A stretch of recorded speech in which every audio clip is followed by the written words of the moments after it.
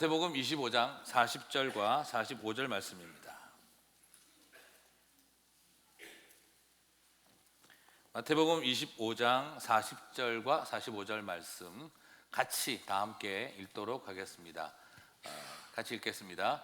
임금이 대답하여 이르시되 너희에게 이르노니 너희가 여기 내 형제 중에 작은 자 하나에게 한 것이 곧 내게 한 것이니라 하시고, 이에 임금이 대답하여 이르시되 내가 진실로 너희에게 이르노니 이 지극히 작은 자 하나에게 하지 아니한 것이 곧 내게 하지 아니한 것이니라 하시리라. 아멘. 자, 오늘 여러분과 함께 소명 5번째 지극히 작은 자에게로의 부르심이라는 제목으로 말씀을 나누도록 하겠습니다. 제가 대학생 시절에 그리고 또 청년 사역을 할 때 가장 유행했던 말이 뭐야 그러면 너 어떤 소명을 받았느냐, 너 비전이 뭐냐, 너의 비전이 뭐냐, 항상 이런 어떤 챌린지가 굉장히 많았습니다. 그래서 비전, 소명 뭐 이런 것이 그 당시에 굉장히 신선한 용어였고, 그리고 뭐 저희가 젊은 한 20년 전에 그때는 막 그 이야기가 항상 화두였습니다. 수련회마다 무슨 비전, 무슨 세미나, 무슨 뭐 소명 이런 것들이 항상 주종을 이루고 있었습니다. 그래서 이 비전, 소명 이런 말을 떠올리면 항상 그 앞에 위대한이라고 하는 수식어가 달아붙었을 그런 때였습니다. 그래서 가는 교회마다 가보면 비전을 말하고, 교회의 비전이 뭐냐, 목사님의 비전이 뭐냐, 장로님의 비전이 뭐냐, 청년들아 너는 어떤 비전을 가지고 있느냐, 하나님은 너에게 향한 콜링이 뭐냐, 이게 항상 거의 중심이었고, 수련회면 수련회, 부흥회면 부흥회, 전부가 다 그런 어떤 것들을 많이 했었습니다. 제가 했던 교회도 비전 5555, 5555 뭐 이런 거 막 엄청나게 많이 만들고, 막 교회마다 그런 것이 열풍처럼 불었던 시대를 살았습니다. 그래서 위대한 비전을 말하고 굉장히 뭔가 영적이고 굉장히 종교적이고 굉장히 어떤 신성한 어떤 그 거룩한 일을 하는 이런 어떤 것을 추구하는 게 마치 비전이고 소명의 삶인 것처럼 정리가 되었습니다. 그래서 예전에 한번 말씀드렸지만 어떤 목사님은 자신의 비전이 그렇다 그러더라고요. 헬기를 타고 쫙 스타디움에 도착해서 수만 명의 사람들에게 사자후를 토하며 복음을 증거하고, 믿는 사람들이 앞에 나올 때 내가 수백 명에게 세례를 주는 비전을 가지고 나는 섬기고 있다. 그게 야망인지 비전인지 모를 헷갈리는 이야기를 그렇게 다들 하고 살아왔었습니다. 그런 이야기를 말하면 굉장히 멋있었습니다. 젊은이들을 모아놓고 미국의 아카데미 시상식에서 한국인으로서 처음 감독상을 받아서 그때 하나님께 이 영광을 돌립니다 할 때 헐리우드가 변화되는 역사가 있을 것입니다, 막 아멘 하면서 우리가 막 그런 거 되게 좋아했었습니다. 실제로 저에게도 어떤 분이 그런 비전을 가지시라고 예언을 전달해 주시기도 했습니다. 목사님 전화를 받았습니다. 목사님 어젯밤 목사님을 향한 하나님의 비전을 보았습니다. 이제 LA에 2만 명 교회를 세우실 것입니다. 재정을 주시고 사람을 주실 것입니다. 목사님이 이제 그릇을 준비하십시오. 아, 예 하고 전화를 걸었습니다. 자, 너무 많은 경우에 우리가 죄송하지만 하나님 팔아서 입신양명하려고 하는 그런 어떤 인간적인 욕망을 너무 쉽게 비전이라고 이름을 붙일 때가 많았는지도 모르겠습니다. 과연 성경이 말하는 비전과 소명이라고 하는 것이 과연 그런 종류의 것일까 하는 질문이 생깁니다. 지난 4주간 동안 소명 시리즈를 설교하면서 나누었던 것처럼 성경에 나오는 소명은 그런 것을 우리에게 요구하지 않았습니다. 하나님은 우리가 미국의 대통령이 되어서 이 나라를 바꾸라, 미국의 대법관이 되어서 미국의 법을 지키라, 노벨상을 타서 하나님의 영광을 드러내라, 세계적인 석학이 되고 최고의 영향력 있는 사람이 되라고 하는 이런 형태의 소명과 비전을 주시는 일을 적극적으로 하신 것은 아니었습니다. 오히려 이런 일에 최선을 다했던 사람들의 이야기는 우리가 잘 알고 있는 것처럼 가인의 후손들의 이야기였고, 네피림의 백성들이 추구했던 삶이었고, 그리고 그것이 바로 바벨탑을 지은 사람들의 목적이었습니다. 오히려 우리가 바라봐야 할 것은 역설적인 십자가의 길을 향한 소명이 있었고, 그리고 하나님과 관계인 벗으로서의 소명을 발견하고, 우리가 가지고 있었던 하나님의 성품을 따라가는 것을 향한 부르심이 있는 걸 발견하고, 그리고 고난 속에서의 부르심을 우리는 발견하게 되어지는 것입니다. 오늘도 살펴보는 것처럼 소명은 바로 지극히 작은 자에게로의 부르심이 소명입니다. 소명은 저와 여러분을 큰 자가 되게 하는 것이, 저와 여러분을 위대한 자리로 보내는 것이 소명이 아니라, 소명은 지극히 작은 자에게 보내는 것이며, 지극히 낮은 곳을 향하여 가게 하는 것이며, 그리고 그 속에서 살아갈 수 있게 하는 힘이 바로 소명인 것입니다. 소명은 위대함에서 시작되는 것이 아니라 소박함으로 출발하는 것을 발견하게 되어집니다. 교회도 얼마나 이런 위대한 거 많이 했는지 모르겠습니다.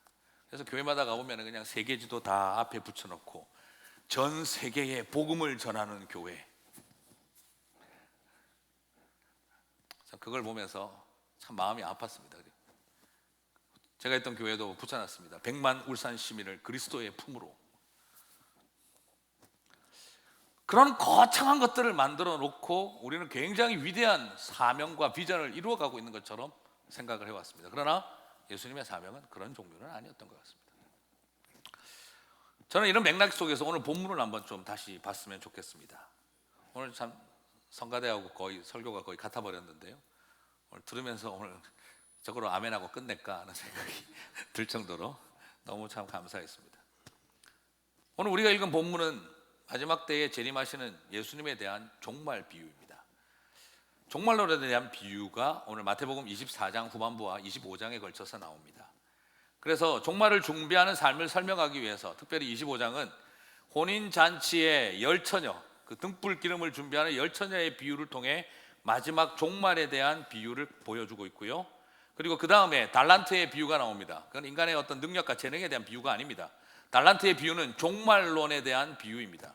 그리고 그 종말에 마지막 때에 슬피 울며 이를 가는 종이 누구인지, 그리고 그의 나라에서 영접받아 함께 주인의 귀한 사명을 이어가야 할 종은 누구인지를 보여주고 있습니다.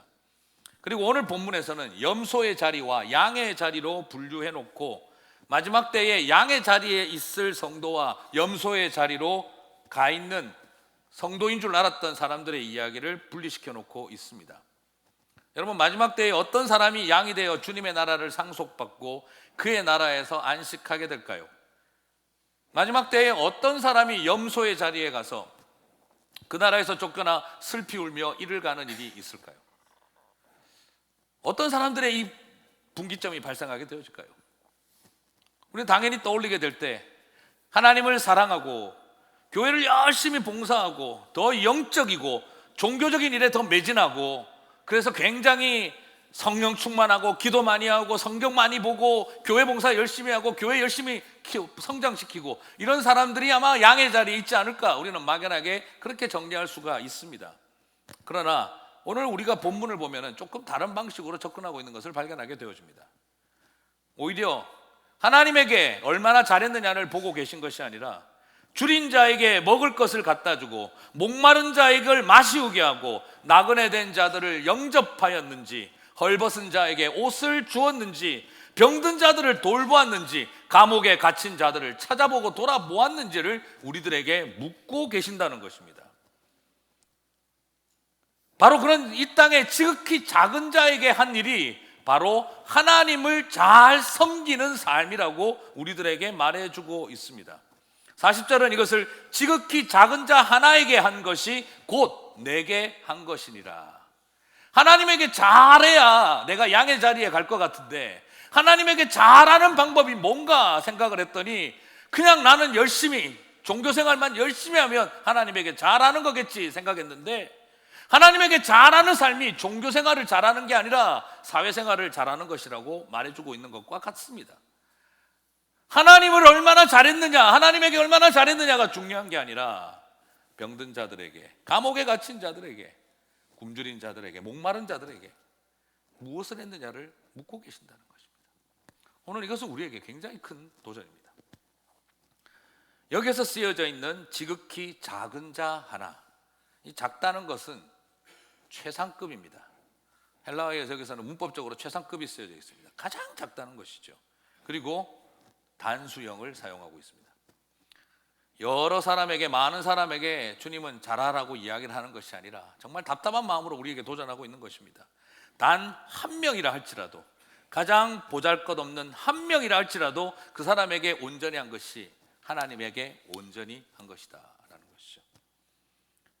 여기 지금 말하는 이분들은 어떤 분들입니까? 신소자 권사님에게 잘해라, 오늘 소자에게 잘해라, 이게 또 발음이 비슷하신 우리 윤작은 집사님에게 잘해라, 뭐 이런 말을 말하는 것만이 아닙니다. 오늘 여기서 중요한 것은 이 작은 자는 히브리적 사고에서 어떤 걸 말하는 걸까요? 어떤 분들을 말하는 걸까요? 바로 이분들은 여기서 나오는 모습 그대로 설명한다면 거지입니다. 여기는 이 모습 그대로 본다면 나그네입니다. 이 모습 그대로 본다면 병든 환자이고, 그리고 감옥에 갇힌 죄수입니다. 유대인들이 바라볼 때 무가치한 존재로 취급하는 사람들, 그리고 유대인들의 율법주의적 관점으로 이것을 바라본다면 하나님에게 저주받은 죄인들입니다. 접촉해서는 안 될 사람들, 성전에 함부로 들어오게 해서도 안 될 사람들, 불가촉 천민으로 취급하고 있는 사람들, 바로 그런 사람들이 바로 오늘 지금 여기에서 예수님이 말하고 있는 지극히 작은 자들을 말합니다. 오늘 굉장히 예수님은 이 유대주의적 관점에서 역설적인 도전을 한 것입니다. 너희가 생각할 때 하나님에게 저주받은 것처럼 생각하는 이 사람들을 잘 돌보는 것이 나를 잘 돌보는 것이다. 예수님은 굉장히 역설적으로 지금 도전하고 있는 것을 발견하게 되어집니다. 우리의 기독교적인 생각과 사고로 볼 때 접촉해서는 안 될 더럽게 여기는 사람들을 어떻게 대하느냐를 보고 주님은 너희가 나를 어떻게 대하는지를 보겠다라고 말씀하시는 것과 같다는 것입니다.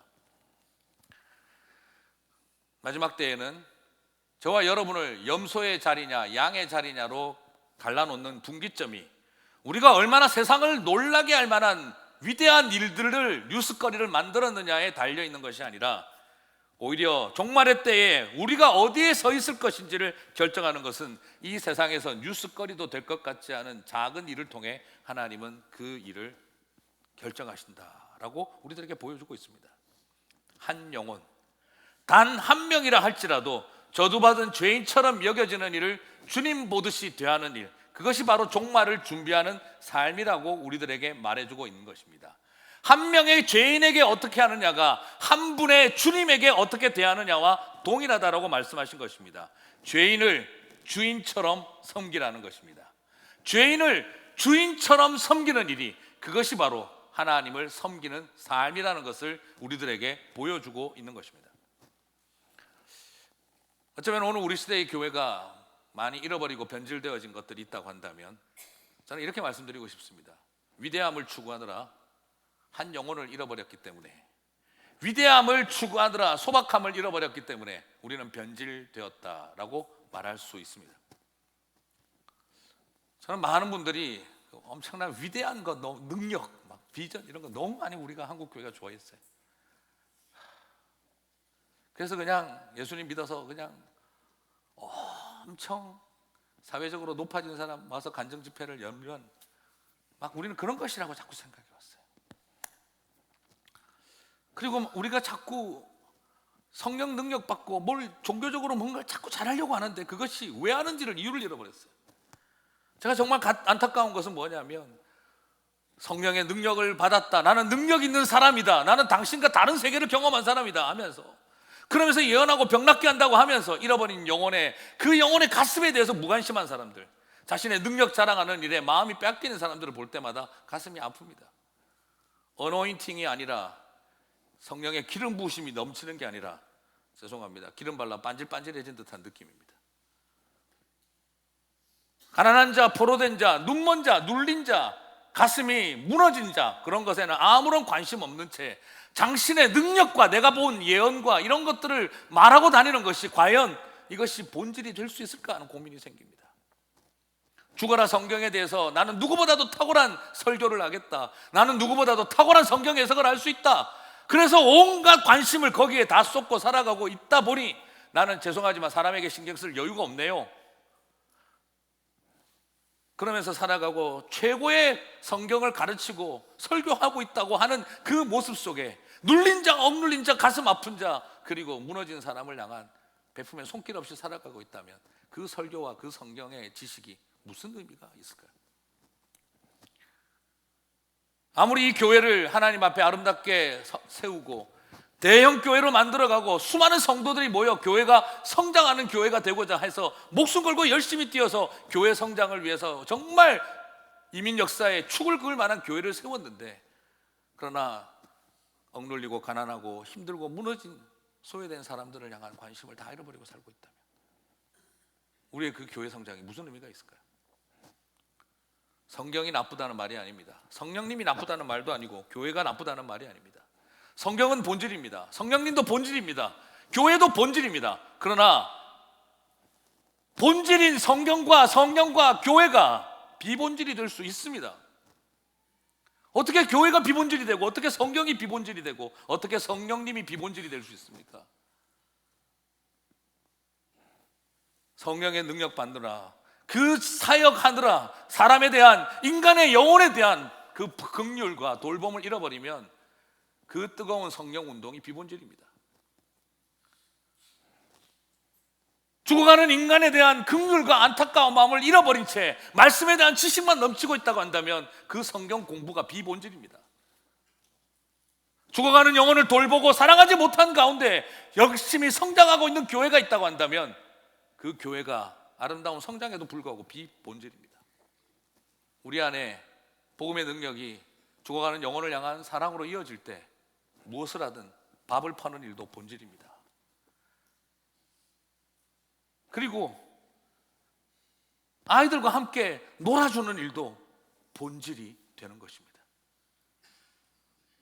아무것도 아닌 것처럼 여겨지는 일도 본질이 될 수 있고 본질적인 것처럼 보여지는 일도 비본질이 될 수 있습니다.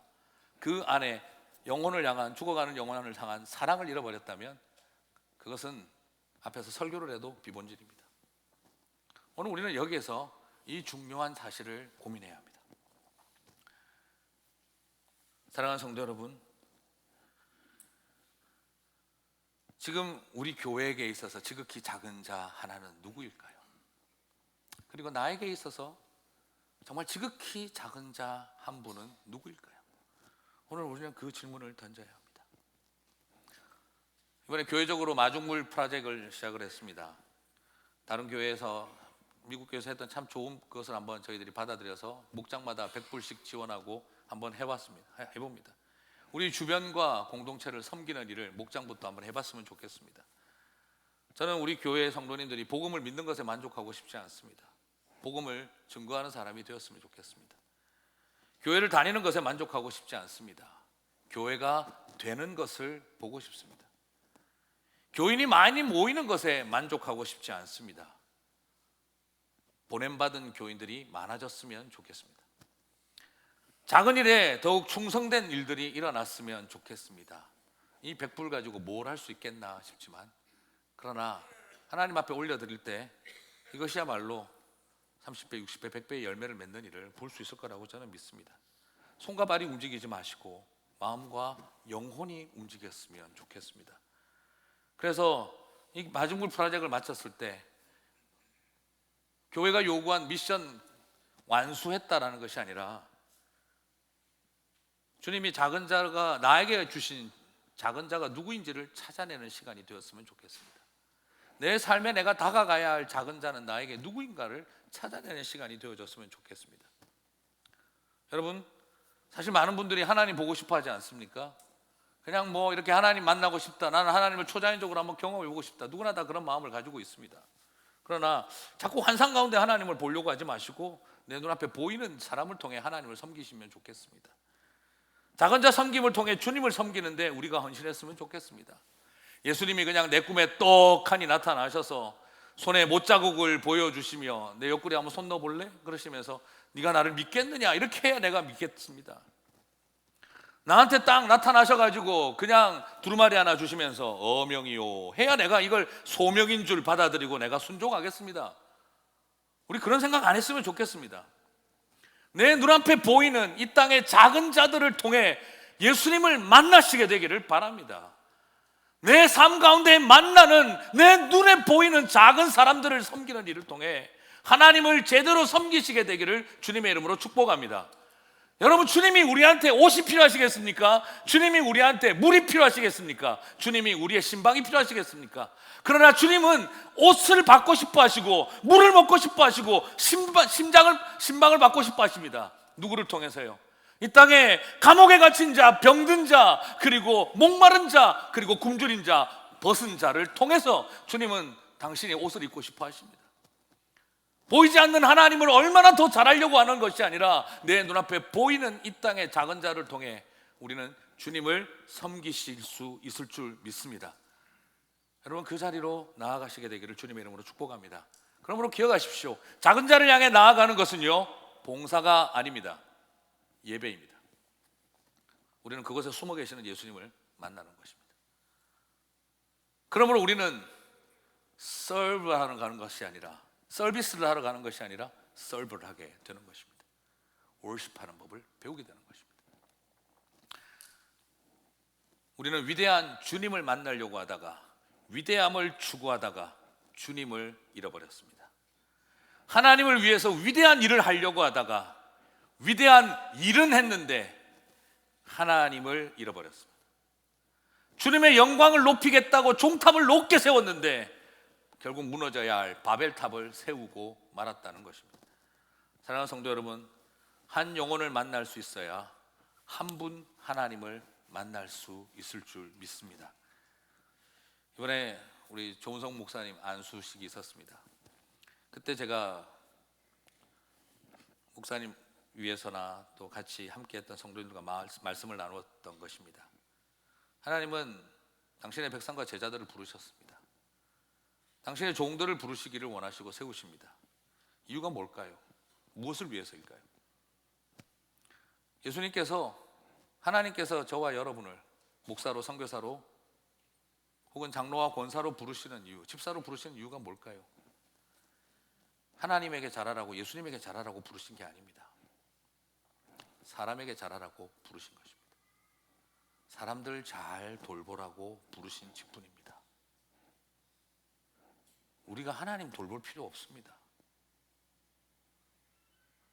하나님이 우리를 세우신 이유는 사람 잘 돌보라고 부르신 직분입니다. 골로새서 1장 24절을 한번 보시겠습니다. 골로새서 1장 24절 같이 읽겠습니다. 나는 이제 너희를 위하여 받는 괴로움을 기뻐하고 그리스도의 남은 고난을 그의 몸된 교회를 위하여 내 육체에 채우노라. 오늘 이 말씀 앞에 바울은 나 복음의 일꾼된 나 바울은, 그리고 그 뒤에는 25절 뒤에는 나는 교회의 일꾼된이라고 나옵니다. 복음의 일꾼, 교회의 일꾼이라고 나오는데요, 누구를 위해서 자신이 이 일을 하는가를 설명하고 있습니다. 누구를 위해서입니까? 너희를 위하여입니다. 예수님을 위해서 그가 일꾼이 된 게 아닙니다. 하나님을 위해서 뭘 하려고 하는 것이 아닙니다. 너희를 위하여입니다. 그리고 여기서 너희를 위하여 무엇을 합니까? 괴로움을 기뻐한다는 거예요. 여러분, 주님을 위해서 괴로움 당하는 일은 해도 저 인간 위해서 내가 괴로움 당하는 일을 하고 싶으시겠습니까? 그런데 주님 우리를 왜 부르셨다는 겁니까? 저 인간 위해서 괴로움 당하라고 부르셨다는 것입니다. 주님, 내가 이 꼴 당하려고 내가 여기까지 온 줄 아십니까? 그럼 뭐라고 하실까요? 응 하십니다. 그 꼴 당하라고 내가 너를 보냈다 하시는 것이죠. 그리스도의 남은 고난을 그의 몸된 교회를 위하여, 무엇을 위하여요? 교회를 위하여 내 육체에 채운다고 했습니다. 바울은 내가 지어야 할 십자가는 예수님을 위해서 지는 것이 아니라 교회를 위해서 지는 것이고, 저 골로새 교회 성도들을 위해서 내가 십자가를 지는 것이라는 걸 알고 있었습니다. 사랑하는 성도 여러분, 주님 우리에게 왜 십자가를 주십니까? 왜 우리로 하여금 고생하라고 하십니까? 너희를 위하여 하라는 것입니다. 주님은 지금 우리의, 물론 맞습니다. 사람의 섬김을 통해 결국 우리가 누구를 섬기는 것입니까? 바로 하나님을 섬기는 것입니다. 보이지 않는 하나님을 어떻게 섬기느냐? 보이는 사람을 섬김으로 섬기는 것입니다. 주님과 더불어 십자가를 어떻게 지느냐? 예수님을 위해서 십자가를 질 필요가 없습니다. 하나님을 위해서 십자가를 지는 게 아닙니다. 사람을 위해서 십자가를 지는 것입니다. 예수님이 하나님을 위해서 십자가를 지셨습니까? 하나님이 용서받고 죄사함 받을 일이 있으셨습니까? 아닙니다. 죄인들을 위해서 예수님은 십자가를 지셨습니다. 그게 결국은 하나님을 위한 삶이 된 것이지요. 오늘 우리가 기억해야 할 것은 저와 여러분에게 십자가를 주신 이유는 하나님을 위해서 십자가를 지는 게 아니라 저 보기 싫은 사람들을 위해서 십자가를 지라고 주신 것이, 그것이 십자가입니다. 말 섞기도 싫은 사람, 불가촉하고 싶은 저 더러운 죄인들, 저주받은 인생들을 위해서 십자가를 지라고 주신 것입니다. 우리는 때로는 잃어버립니다. 나는 고상한 십자가를 지려고 합니다. 나는 고상한 십자가를 지려고 합니다. 십자가는 고상한 것 없습니다. 십자가는 다 더럽고 피가 묻었고 그리고 저주가 쌓여 있는 곳입니다. 그것이 십자가입니다. 사랑하는 성도 여러분, 오늘 우리에게 중요한 것은 바로 이 도전입니다. 우리가 지난번 청지기를 가지고 제가 말씀을 전했습니다. 선한 청지기는 누구입니까? 주인에게 잘하는 존재입니까? 그렇지 않습니다. 선한 청지기는 주인에게 잘하는 사람이 아닙니다. 자기보다 로우 레벨에 있는 종들을 잘 돌보는 사람입니다. 주인이 먼 나라로 떠나가며 청지기에게 재산과 종들을 맡겼습니다. 이들을 잘 먹이고 돌보라고 맡기고 먼 나라를 갔습니다. 그가 돌아와서 착한 청지기라고 칭찬하고 품은 사람은 종들을 잘 먹이고 그들에게 월급 제대로 주고 그들을 잘 돌봤던 사람을 좋은 청지기라고 불렀고, 그리고 그걸 가지고 잔치 벌리고 노느라 자기에게 맡겨준 영혼들을 무시하고 굶주리게 했기 때문에 주인의 집에서 쫓겨나 슬피 울며 이를 갈게 만들었습니다. 우리는 거기서 발견합니다. 청지기는 주인에게 잘하는 사람입니까? 종들에게 잘하는 사람입니까? 종들에게 잘하는 사람입니다. 사람에게 잘해야 됩니다. 우리는 자꾸 헷갈려 합니다. 내가 굉장히 영적이고 종교적으로 살아가면 하나님에게 잘하는 것이라고 생각합니다. 그러나 주님은 우리가 어떻게 사람을 돌보고 있었느냐를 보고 선한 청지기인지 아닌지를 결정한다라는 것입니다. 연약한 사람들을 돌보는 일을 통해 하나님을 섬기는 것이, 연약한 백성들을 섬기는 것을 통해 하나님을 섬기는 것이라는 걸 아는 사람이, 그게 바로 선한 청지기인 것입니다. 사랑하는 성도 여러분, 오늘 우리에게 중요한 것은 바로 그것입니다. 주님은 종말론을 가르칠 때마다 비유로 보여주셨습니다. 주인에게 얼마나 잘했느냐를 보는 것이 아니라 종들에게 어떻게 잘했느냐를 주님은 보려고 하고 계신다는 것입니다. 누가복음 4장 18절 19절을 보십시오. 예수님은 시작할 때부터 그렇게 말씀하셨습니다. 같이 한번 읽겠습니다. 주의 성령이 내게 임하셨으니 이는 가난한 자에게 복음을 전하게 하시려고 내게 기름을 부으시고 나를 보내사 포로된 자에게 자유를, 눈먼 자에게 다시 보게 함 전파하며 눌린 자를 자유케 하고 주의 은혜의 해를 전파하게 하려 하심이라. 우리는 이 본문이 부담스럽기 때문에 계속 영적인 걸로 설명하려고 합니다. 이거는 영적으로 가난한 사람들, 이것은 영적으로 못 보는 사람들, 영적으로 포로된 사람들을 말하는 걸 거야. 물론 그 말도 틀린 말은 아닙니다. 그건 부분적인 것입니다. 오히려 지금 여기에서 말한 예수님의 이 표현은 굉장히 사회학적 용어입니다. 종교적 용어가 아닙니다. 그리고 예수님은 실제로 그런 분들을 찾아가셨습니다. 사랑하는 성도 여러분, 주님께서 왜 성령을 부어주셨습니까? 왜 주님께서 당신에게 왜 성령의 부으심을, 성령이 나에게 왜 임하셨음을 왜 말씀하셨습니까? 그것을 통해서 내가 은혜를 체험하게 하는 게 목적이 아닙니다. 성령이 나에게 기름 부어주신 이유는 나를 왕과 제사장이라고 하는 높은 자리 주는 것도 목적이 아닙니다. 설교를 잘하게 하는 것도 목적이 아닙니다. 은사를 체험하게 하는 것도 목적이 아닙니다. 성경을 얼마나 더 잘 가르치느냐가 목적도 아닙니다. 그리고 교회 성장하는 데 얼마나 도움이 되느냐를 위해서 성령을 부어주신 것도 아닙니다. 성령을 부어주신 이유는 내가 예배 드리는데 얼마나 은혜 받게 하려고 하는지 그것 때문에 부어주신 것도 아닙니다. 얼마나 은사를 체험하고 황홀경에 사로잡히게 하는 경험을 하게 해주려고 성령이 임재하신 게 아닙니다. 무엇입니까? 예수님을 그렇게 세우신 이유는 무엇입니까? 바로 가난한 자에게 복음을 전하고 눈먼 자를 보게 하고 억눌린 자를 자유케 하고 갇힌 자를, 포로된 자를 해방시키는 일. 주님은 그것을 위해서 성령의 능력을 받았습니다. 오늘 우리는 그 모든 것을 나를 위한 것으로 바꿔버렸습니다. 성령의 기름 부으심을 받는 이유도 내 신앙생활을 위해서고, 내가 예수님의 제자가 되는 것도 나의 깊이 있는 신앙생활을 위해서요. 제자 훈련을 하는 이유도 다른 사람들을 제자 삼기 위해서인데, 예수님은 제자 되기를 가르친 것이 아니라 제자 삼기를 가르치셨습니다. 내가 감격스러운 신앙생활 하라고 성령을 주신 게 아닙니다. 저와 여러분을 왜 예정하셨습니까? 나 하나 천국 데려가려고 예정하신 적이 없습니다. 아브라함을 왜 부르셨습니까? 모든 족속을 아버지가 되려고 불렀지, 너 하나 천국 데려가겠다고 부르신 게 아니었습니다. 하나님의 부르심은요, 나를 위한 것이 아니라 잃어버린 자들을 위한 것이었습니다. 예정은 구원론의 끝이 아닙니다. 예정은 구원론의 확장을 위해서입니다. 더 많은 영혼을 구하기 위해서 아브라함을 선택하셨지, 아브라함 하나만 천국 가기 위해서 선택하신 적이 없습니다. 하나님의 예정은 선교적 예정입니다. 잃어버린 영혼을 향한 예정입니다. 우리 그것을 자꾸 잃어버린 채 우리 개인주의 속으로 신앙을 다시 밀어넣어버렸습니다. 소명과 비전은 우리 교회와 나를 위한 것이 아니라 바로 하나님이 이 땅 가운데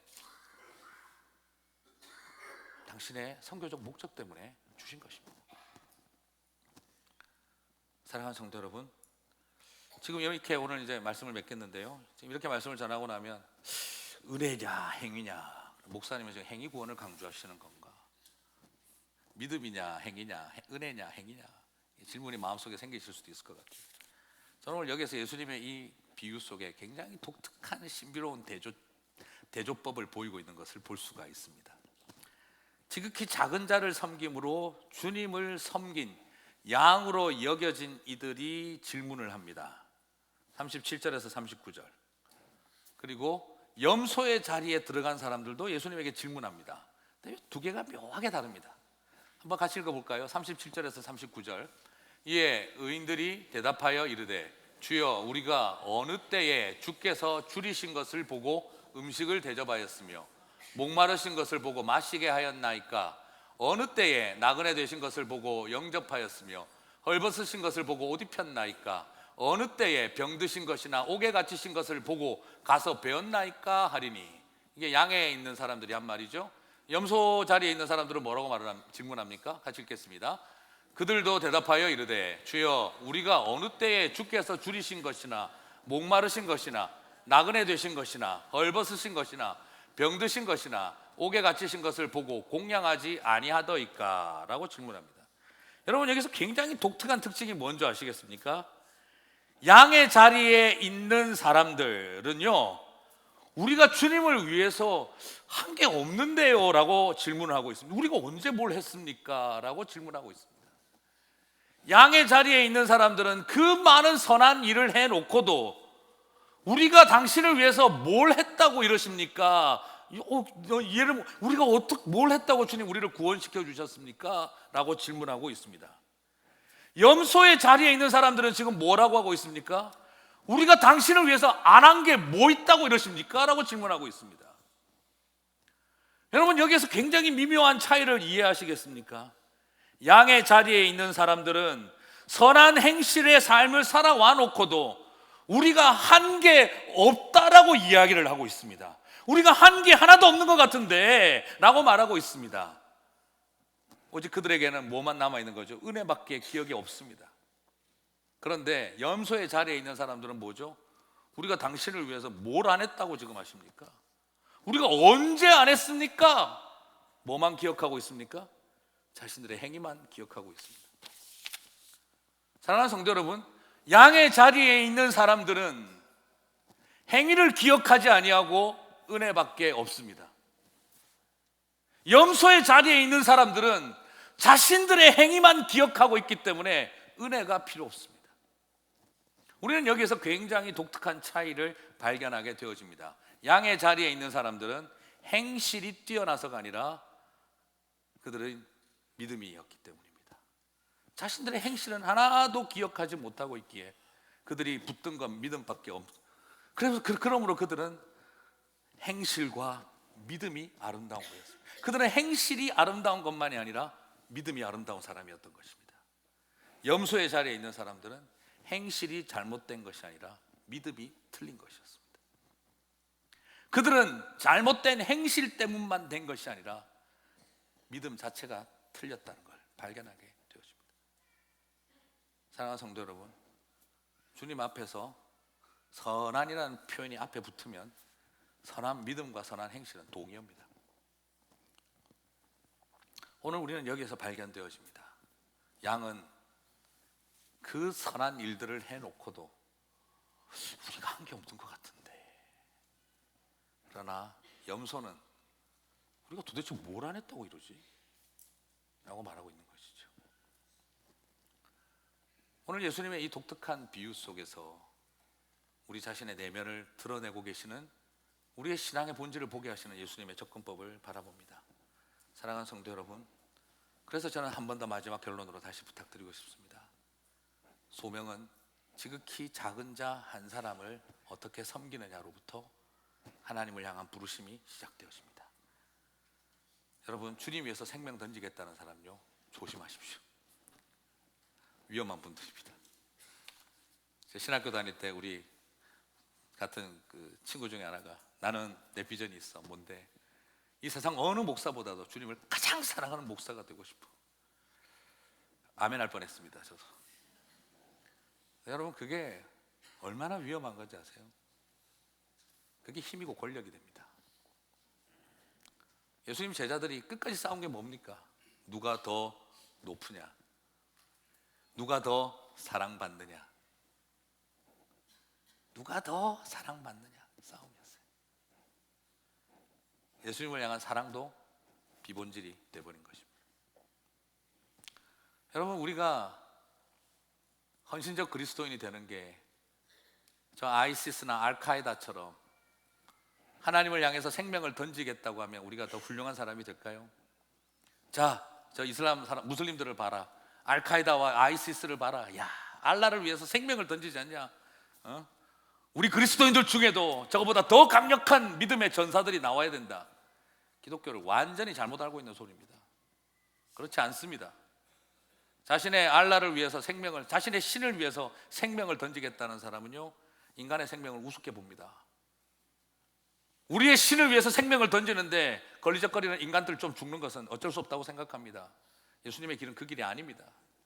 우리는 그들보다 더 강력하게 여호와 하나님을 위해서 더 지독하게 생명을 던지는 사람들이 되는 것이 아니라 죽어가는 죄인들을 향해서 우리의 삶을 드리겠습니다 해야 되는 것이죠. 그것이 십자가의 길이지 십자군의 길이 되어져서는 안 됩니다. 사랑하는 성도 여러분, 죽어가는 영혼을 불쌍히 여기고 지극히 작은 자 한 사람을 위해서 우리의 삶을 내려놓을 수 있을 만큼 사랑하게 되어질 때, 그것이 바로 십자가의 길인 것입니다. 그게 소명인 것입니다. 그렇습니다. 우리가 뭔가 대단하게 하나님을 향해서 위대한 일을 하겠다라고 드는 것이 아니라, 하나님, 나는 내가 이 세상 어느 누구보다 주님을 더 사랑할 자식은 없습니다. 그러나 내 주변에 보내주신 한 사람, 그 사람을 위해서 내가 정말 사랑할 수 있게만 해주십시오. 내 가까이 보내준 내 배우자, 이 사람을 십자가로 사랑할 수 있게 해주십시오. 내 자녀들, 내가 십자가의 마음으로 사랑할 수 있게 해주십시오. 나에게 허락해 주신 이 주님의 몸된 교회에 내 옆에 붙여주신 사람, 십자가의 사랑으로 저 한 사람이라도 사랑할 수 있게만 해주십시오. 그분이 가장 하나님을 온전히 섬기는 사람일 거라고 믿습니다. 이 세상 어느 누구보다도 하나님을 가장 사랑하는 사람 되려고 하지 마시고, 주님을 위해서 내 생명을 던지겠다라고 하는 사람 되지 마시고, 나는 그럴 수준 되지 못하지만 나에게 붙여주신 영혼을 위해 내가 예수님 섬기듯이 섬기는 수 있는 마음만 주십시오. 그 마음을 주실 때 우리 하늘 아버지께서 가장 기뻐하실 줄 믿습니다. 말씀 맺으면서 제 마음속에 그런 고민이 있습니다. 우리 이게 설교하는 저도 설교하는 것이 쉬워요. 이게 사실 굉장히 어렵습니다. 제 마음에 그런 생각도 있습니다. 교회들마다 가보니까 카페가 멋있어요. 좀 큰 교회들 가보면 막 카페가 있는데 너무너무 멋있어요. 볼 때마다 저도 카페 하고 싶어요. 네. 근데 하나 더 드는 생각이 있습니다.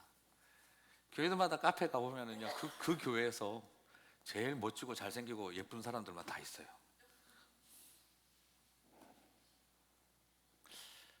저는 나중에 카페 한번 해보고 싶습니다. 장애인들 직원으로 고용해서 그분들이 정당한 노동의 대가를 받을 수 있는 그런 카페 한번 해봤으면 좋겠습니다. 그분들이 와서 서빙하고 일하고 그리고 자기 손으로 받아서 교회 11조 낼 수 있고, 저는 그런 카페가 많아졌으면 어떨까 생각을 해봅니다. 한동대학을 졸업하는 학생이 어린 나이에 그런 카페를 시작을 했더라고요. 저는 그 친구 보면서 참 존경스러웠습니다. 기회가 되면 우리 교회 한번 불러서 간증을 시켰으면 좋겠다 싶을 정도에 왜 그런 길을 선택을 했는지. 우리가 참 쉬운 일이 아닙니다. 그리고 저도 저 자신도 생각해 봤습니다. 우리 교회에 과연 장애인 사역자를 우리가 청빙할 수 있을까? 우리 부목사님 중에 장애인을 우리가 청빙할 수 있을까? 국가에서는 기업마다 몇 퍼센트, 1%씩 몇 퍼센트씩 장애인을 반드시 고용하라고 법으로 만들어 놨는데 과연 교회는 그 법을 지킬 수 있을까? 과연 이 자리에서 힘든 뇌성마비로 힘든 몸을 이끌고 그 어렵게 하는 설교를 우리는 인내심을 가지고 들을 수 있을까?